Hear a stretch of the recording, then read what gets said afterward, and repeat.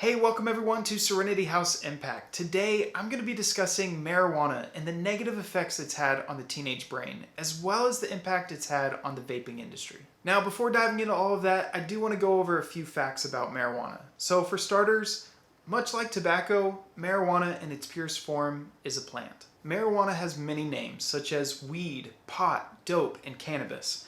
In fact, the leaves from marijuana come from the cannabis plant. The leaves from this plant contain different chemicals that give it its signature trait of being a mind-altering drug. The main component in marijuana is tetrahydrocannabinol, otherwise known as THC. This is what gives people that high feeling. Now, marijuana does have other cannabinoids in it, but the main one that's kind of making headlines right now is CBD. This chemical has been promoted as a pain reliever, among other things, like helping people cope with stress and anxiety. But CBD does not contain any of the mind-altering effects like THC does. This is why so many stores have opened up shops just selling CBD. However, there have been a few studies that have shown that CBD products still contain traces of THC in them, which could show up on a drug test. Just FYI. Marijuana is most commonly smoked using things like pipes, bongs, joints, which are basically just marijuana wrapped in paper, blunts, which use the tobacco from a cigar and you just fill it with the marijuana, and it's also been used in other products like vape pens. Marijuana can also be consumed by dozens of different products, including things like beverages, candy, brownies, and other baked goods. One of the things to be aware of is that smoking marijuana does actually release toxic chemicals into the lungs, much like tobacco. A picture similar to this stating that marijuana deposits 4 times more tar in the lungs than tobacco.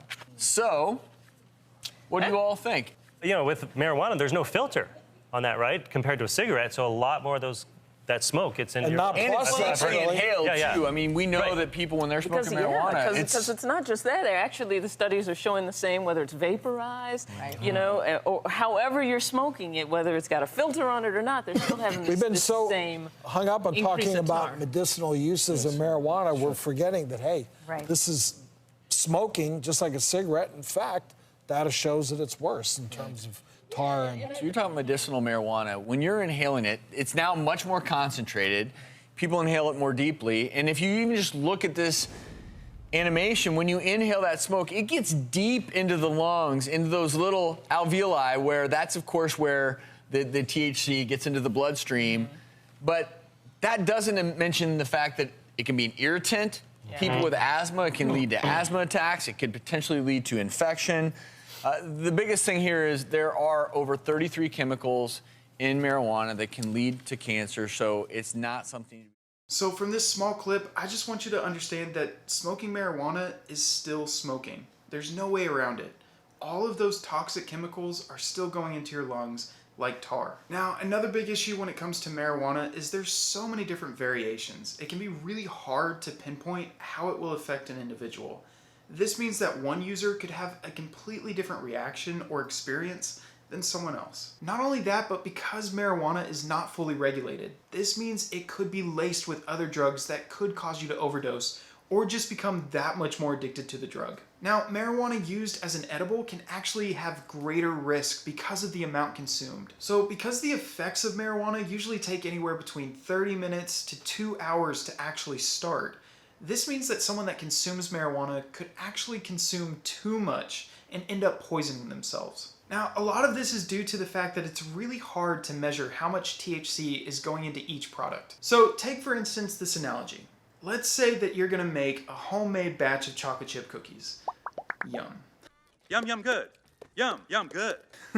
So once you have your dough ready, you're gonna pour in the chocolate chips and you're gonna stir it all around and mix in all those ingredients, right? Now, once you get your cookie tray, you're gonna start to scoop out the chocolate chip cookies and put them on the tray. And once that tray is full, you pop it into the oven and you wait for them to bake so that way you can eat those delicious gooey chocolate chip cookies. But I have a question for you. When you scooped out the chocolate chip cookies and put them on the tray, did you make sure that every single cookie had the same amount of chocolate chips? Probably not, right? And that's kind of the same issue that we have with products that contain THC. There's really no way to make sure that each individual product has the same amount of THC. So someone could end up getting a lot higher dosage than someone else. And this is actually pretty common because marijuana is still considered the most commonly used illegal drug in the United States. Also, approximately 22.2 million people use marijuana every month. And I know that a lot of states have already legalized marijuana and many more will probably follow. But the science is clear that 1 in 10 people who use marijuana will become addicted to it. And we also know that if you're under 18, that number increases to 1 in 6. Now, there is a difference between medical marijuana and recreational marijuana. Medical is obviously prescribed by a doctor, and usually it's given to patients who have a specific need for it.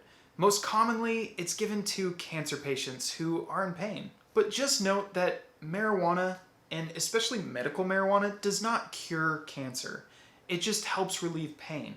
But there are a lot of other medications out there that can do the same thing, if not better. Now, recreational marijuana, on the other hand, which is considered pot, is used without medical justification. Recreational marijuana tends to have higher levels of THC because this is what provides that high feeling. There are also different types of synthetic marijuana which have been altered to increase that high feeling by adding different drugs to it.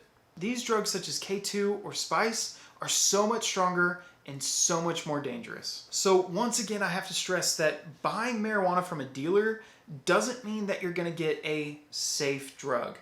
Like my analogy from before, you don't know how many chocolate chips are in that cookie or if someone added extra ingredients to them.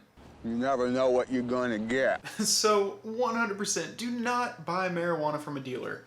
You shouldn't be buying marijuana in general, especially in Texas. 1, because it's illegal, and if you have anything over an ounce of marijuana, you could be facing some serious jail time. Now, I know that there are some states that have started to legalize recreational marijuana, but you should know ahead of time that all of these states still have very strict rules attached to it. For starters, you have to be 21 or older to even buy the drug. On top of that, you can't actually use it out in public.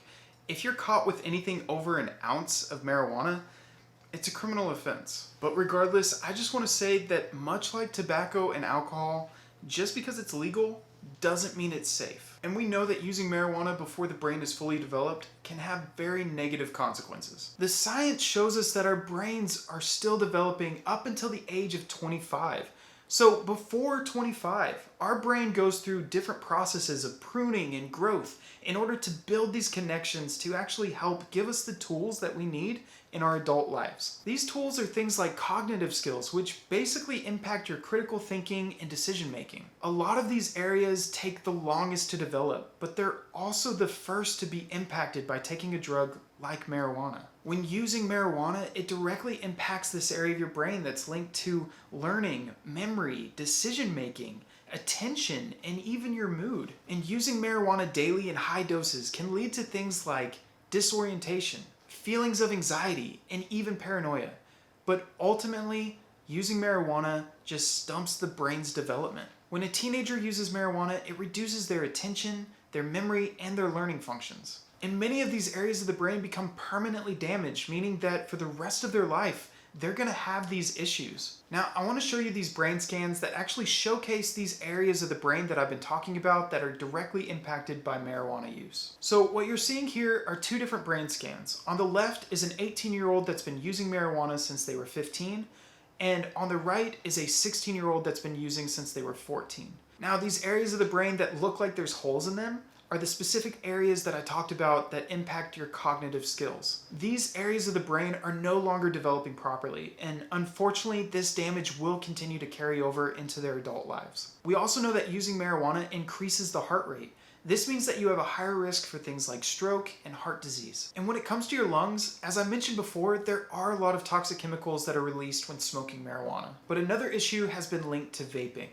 And you see, using e-cigarettes or vape pens has alternatively been used for smoking tobacco, but what we're finding is that more and more people are actually using them for THC. Laboratory data shows that vitamin E acetate, which is an additive used in some THC products, is linked directly to lung injury and hospitalization. In January of 2020, over 2,000 people were hospitalized due to vaping THC. Roughly 82% of those people reported using some form of THC product, whereas 33% of them said that they exclusively used THC. And according to the CDC's Youth Risk Behavior Surveillance System, in 2019, it showed that approximately 33.5% of high school students in Texas used marijuana. This does show that the majority of high school students are not using marijuana, but my fear is that if we continue to normalize or even underestimate the power of marijuana, those numbers could potentially go up. So I really just want to take a moment and ask you,